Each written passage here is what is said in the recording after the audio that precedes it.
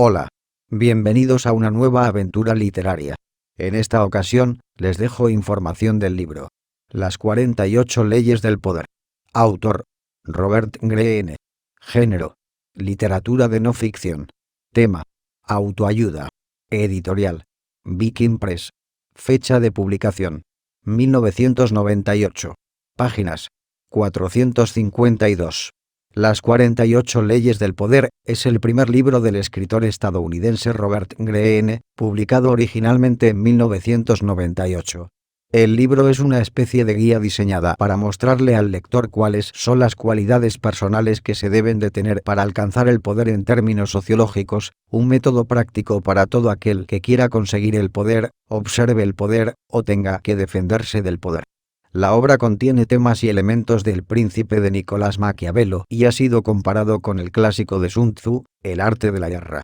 Para explicar sus leyes y cómo éstas se deben de ejecutar, el autor utiliza como ejemplo las estrategias, los aciertos y desaciertos de personajes históricos famosos como Julio César, Haile Selassie I, Napoleón Bonaparte, Karl von Clausewitz, Isabel I, Henry Kissinger, Pancho Villa, P.T. Barnum, Mao Zedong y muchos otros, recurriendo también a hechos reales importantes de la historia universal. El libro contiene 48 capítulos, uno dedicado a cada ley, y cada ley posee su propia transgresión, observación y regresión. Las 48 leyes del poder fue un éxito comercial internacional, vendiendo 1.2 millones de copias en Estados Unidos y ha sido traducido a 24 idiomas. Es muy popular y conocido entre políticos, empresarios, celebridades, actores, artistas y atletas exitosos, y es considerado como un clásico de culto en estos círculos y ha sido citado y recomendado en varios medios de comunicación audiovisuales, digitales e impresos reconocidos. Orígenes. Greene concibió la idea de las 48 leyes del poder mientras trabajaba como escritor en Hollywood, y notó que las élites del poder de hoy en día tenían varias similitudes con personas poderosas de la historia universal. En 1995, Greene trabajaba como escritor en Fabrica, una escuela de arte y publicidad de Italia, y allí conoció al editorialista Jost Elfers. Greene le habló a Elfers sobre su idea de escribir un libro sobre el poder, y 6 meses más tarde, Elfers le pidió a Greene que escribiera un tratado. Aunque Greene se sentía infeliz con su trabajo, se encontraba estable económicamente, y pensó que dedicar tiempo a escribir un libro sería algo arriesgado. Sin embargo, en ese momento Greene estaba releyendo su biografía favorita de Julio César, y se inspiró en la decisión de César de cruzar el Rubicón para enfrentarse a Pompeyo, iniciando así la Gran Guerra Civil Romana. Greene siguió el ejemplo de César de atreverse a hacer las cosas y comenzó a escribir el tratado, el cual se convertiría en las 48 leyes del poder. Greene ha afirmado que ese momento ha sido un punto de inflexión en su vida. Las 48 leyes del poder ha vendido alrededor de 1.2 millones de copias en Estados Unidos y ha sido traducido a 24 idiomas. La revista Fast Company elogió al libro como un megaclásico culto. Según el periódico Los Angeles Times, el libro hizo que su autor se convirtiese en un héroe de culto para el mundo del hip hop, la élite de Hollywood y los presos por igual. El libro ha sido mencionado en varios medios de comunicación importantes como CNN, Forbes, Los Angeles Times, Entrepreneur, The New York Times, The New Yorker, Newsweek, USA Today, The Guardian, Business Insider, Fast Company, ESPN y Men's Health. Las 48 leyes del poder ha sido un libro muy solicitado en prisiones estadounidenses, y fue estudiado como texto de primer año en 2 universidades estadounidenses. El ex narcotraficante y rapero Curtis Jackson, mejor conocido como 50 Cent, dijo que se identificó con el libro inmediatamente, y se acercó a Greene para una posible colaboración, que más tarde se convirtió en la Ley 50, otro éxito de ventas del New York Times. Busta Rhymes usó el libro para manejar productores de cine problemáticos. Dello J. Premier tiene un tatuaje en el brazo inspirado en la Ley número 5, casi todo depende de su prestigio, defiéndalo a muerte. Y el de J. Calvin Harris también tiene un tatuaje en su brazo inspirado en la Ley número 28, sea audaz al entrar en acción. Las 48 leyes del poder ha sido mencionado en canciones de artistas como UGK, Jay-Z, Kanye West y Drake. Doug Charney, fundador y ex-CEO de American Apparel, mencionaba frases del libro con frecuencia durante sus reuniones de negocios, regaló copias del libro a sus amigos y nombró a Greene como miembro de la junta de la empresa American Apparel. Greene ha afirmado que Fidel Castro también llegó a leer su libro. El militar retirado y escritor dominicano José Miguel Soto Jiménez escribió un libro llamado Las 58 leyes del poder de Juancito Trucupel. En este libro el autor explica la dinámica del poder en República Dominicana usando la estructura del libro de Greene. Ahora, a continuación les dejo una parte corta del libro, dale un vistazo, tal vez sea tu próxima obra a leer. La sensación de no tener poder sobre las personas y los hechos suele resultarnos insoportable. Cuando nos sentimos desvalidos, nos sentimos miserablemente mal. Nadie quiere tener poco poder, por el contrario, todos aspiramos a poseer una cuota cada vez mayor. Sin embargo, en el mundo en que vivimos en la actualidad, resulta peligroso demostrar demasiadas ansias de poder o actuar abiertamente para obtenerlo. Debemos mostrarnos decentes y equitativos. De modo que tenemos que ser muy sutiles, agradables y simpáticos y, al mismo tiempo, arteros, democráticos pero engañosos. Este juego de constante duplicidad se parece muchísimo a las dinámicas del poder que existían en el maquinador mundo de las antiguas cortes aristocráticas. A lo largo de la historia, las cortes siempre fueron formándose alrededor de la persona que ejercía el poder. Un rey, una reina, un emperador o un líder. Los cortesanos que componían esa corte se encontraban en una posición particularmente delicada. Tenían que servir a sus amos, pero, si se mostraban demasiado aduladores y cortejaban con demasiada obviedad, los otros integrantes de la corte se volvían contra ellos. Por lo tanto, los intentos de ganar el favor del amo debían ser muy sutiles. E incluso los más hábiles cortesanos, capaces de tales sutilezas, debían protegerse de sus pares que intrigaban para desplazarlos. Entretanto, se suponía que la corte representaba la cumbre de la civilización y del refinamiento. Se desaprobaba cualquier actitud violenta o abierta que promoviera el poder, los cortesanos trabajaban de manera silenciosa y secreta contra cualquiera que recurriese a la fuerza. El gran dilema del cortesano siempre fue el de mostrarse como el paradigma mismo de la elegancia y, al mismo tiempo, burlar a sus adversarios y desbaratar los planes de estos de la forma más sutil y disimulada posible. El cortesano exitoso aprendía, con el tiempo, a realizar todos sus movimientos de forma indirecta. Si le clavaba un puñal por la espalda a su contrincante, lo hacía con guantes de terciopelo y con la más afable de las sonrisas. En lugar de recurrir a la coerción o a la franca traición, el cortesano perfecto lograba sus objetivos a través de la seducción, el encanto, el engaño y las estrategias más sutiles, planificando siempre sus movimientos por adelantado. La vida en la corte era un juego permanente, que exigía vigilancia constante y agudo pensamiento táctico.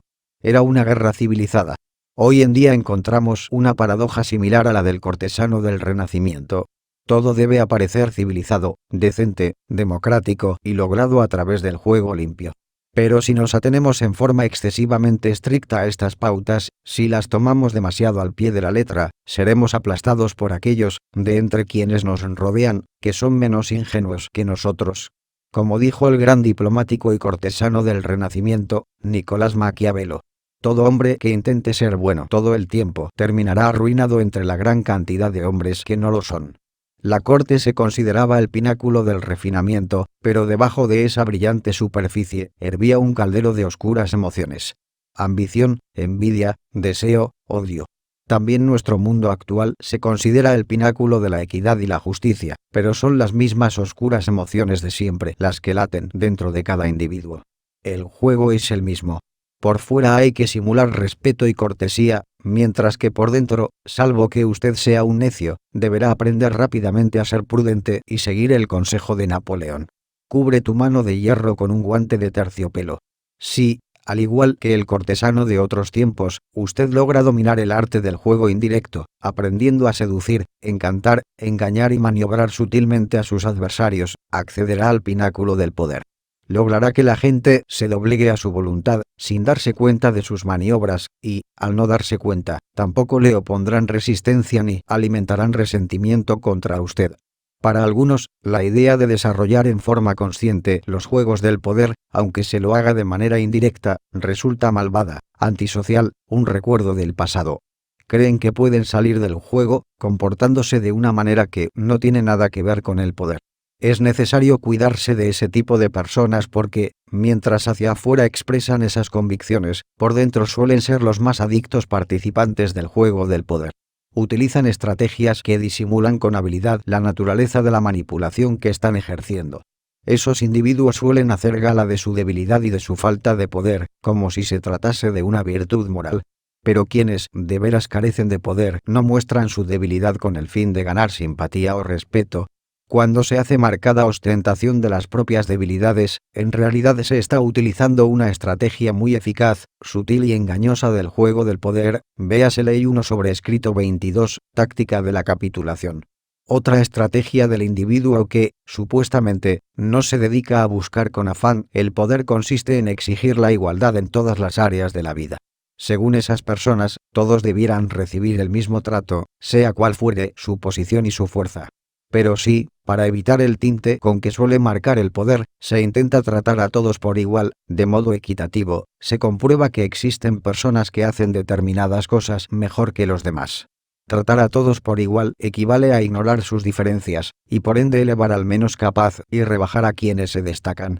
También en este caso, muchos de los que actúan de esta forma en realidad están haciendo gala de otra de las estrategias del poder, al redistribuir las recompensas a su antojo. Otra forma de evitar el juego del poder es demostrar una absoluta sinceridad, dado que una de las principales técnicas de quienes buscan el poder es el engaño y el disimulo. Cuando se es muy franco, inevitablemente se lastima e insulta a muchas personas, algunas de las cuales optarán por devolver el golpe recibido. Nadie verá esas afirmaciones sinceras como algo por completo objetivo y carente de motivaciones personales. Y además estarán en lo cierto. La sinceridad suele ser, en efecto, una estrategia de poder, dirigida a convencer a la gente de que se es noble, altruista y de buen corazón. Es una forma de persuasión incluso, de sutil coerción. Nunca le haga sombra a su amo. Criterio. Esfuércese siempre por lograr que quienes están jerárquicamente por encima de usted se sientan cómodos con su sensación de superioridad. No permita que sus deseos de complacerlos o impresionarlos lo induzcan a hacer ostentación de sus talentos y de su capacidad, ya que ello podrá generar un efecto opuesto al deseado, es decir, inspirar temor e inseguridad en sus superiores. Hágalos aparecer siempre más brillantes de lo que en realidad son, y accederá a la cumbre del poder. Transgresión de la ley. Nicolas Fouquet, el ministro de Finanzas de Luis XIV durante los primeros años del reinado de este, era un hombre generoso, amante de las fiestas opulentas, las mujeres bonitas y la poesía. También amaba el dinero, dado que llevaba un estilo de vida bastante extravagante. Fouquet era muy hábil y, en gran medida, un colaborador indispensable para el rey. Por lo tanto, a la muerte del primer ministro Jules Mazarin, en 1661, el ministro de Finanzas esperaba ser designado su sucesor. El rey, en cambio, decidió suprimir ese cargo. Estas y otras actitudes llevaron a Fouquet a sospechar que estaba cayendo en desgracia y, por lo tanto, decidió congraciarse con el rey, organizando la fiesta más espectacular jamás vista. El motivo oficial de la fiesta era celebrar la inauguración del castillo de Fouquet, Vaux-le-Vicomte, pero su objetivo real era homenajear al rey, invitado de honor del agasajo. Los más notables representantes de la nobleza europea y algunas de las mentes más brillantes de la época, La Fontaine, La Rochefoucauld, Madame de Sévigné, asistieron a la fiesta. Molière escribió una obra teatral para la ocasión, en la cual él mismo actuaría, sobre el final de la velada. La fiesta comenzó con una opulenta cena de 7 platos, en la que se sirvieron especialidades de Oriente nunca antes probadas en Francia, así como nuevos platos especialmente creados para la ocasión. La cena fue acompañada por música compuesta por expreso encargo de Fouquet en honor al rey. Después de la cena, los invitados pasearon por los jardines del palacio. Con el tiempo, los parques y las fuentes de Vaux-le-Vicomte habrían de inspirar los jardines de Versalles. Fouquet acompañó personalmente al joven rey en un recorrido por el diseño geométrico de arbustos y canteros florales. Cuando llegaron a los canales que surcaban los jardines, disfrutaron de un espectáculo de fuegos artificiales, seguido por la representación de la obra de Molière. La fiesta duró hasta muy entrada la noche y todo el mundo coincidió en que nunca antes habían vivido una celebración tan espectacular. Bueno, pues espero que les guste, y muchas gracias por tu tiempo para con este video. Nos vemos en el próximo video.